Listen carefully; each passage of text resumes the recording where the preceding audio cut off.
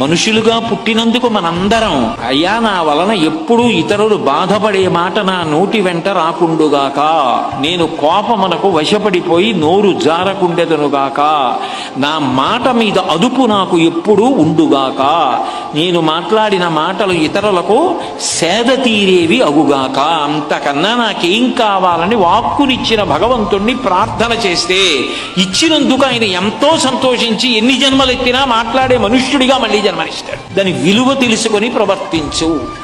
ఎవరైనా తప్పు చేస్తే వారు మారాలని కోరుకోవాలి, అంతేకాని ఇంకా 24 గంటలు వాళ్ళలో తప్పు ఒక్కటి చూడడమే అలవాటు చేసేసుకుంటే అవతల వాళ్ళు ఎంత పాడవుతారో నాకు తెలియదు, కానీ మనం పాడైపోతాం.